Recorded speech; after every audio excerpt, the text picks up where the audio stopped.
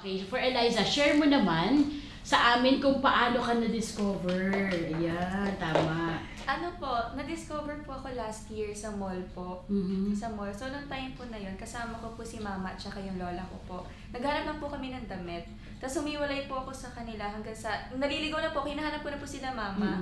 Tapos na naglalakad po ako, sinundan po ako ni Tito Eric Nicolas po. Okay. Sinusundan niya po ako, tapos sinarangan niya po ako sa unahan. Sabi niya, gusto mo mag-artista? Parang, no! Talagang ginalaman talaga Oo, yun. so gusto mo mag-artista. Tapos noong time po na yun, hindi ko po alam kung ano yung sasagot ko. Kasi, syempre, nung time po na yun, nag-aaral po ako, grade 11 po ako. Ayun, anong edad ka nun? Ay, 16 I mean, po. 16. Okay. 16 po. So, ang nasa utak ko lang po talaga, mag-aral. So, alam ko po na once na umuo po ako, magbabago po talaga yung life ko. So, nung time po na yun, parang iniisip ko po maigi kung sasabihin ko po ba na oo or kung hindi po ako. Pero buti naman po si Tito Eric, inhanap niya po si mama kasi minor pa po ako. So si mama po yung kinausap niya.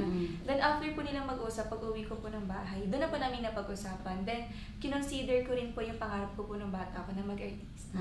Siguro doon ko po siya mas na-feel, lalo na po nung nandito na po ako na gusto ko po pala talaga yung ginagawa ko. Pero alam mo na, napapanood mo na yung PBB noon? Opo. Wala kang desire na sana...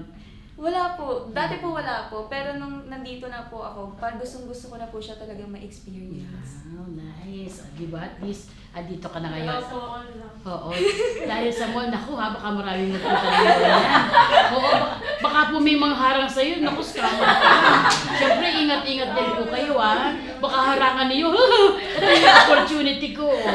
Naku, wag naman po. Okay.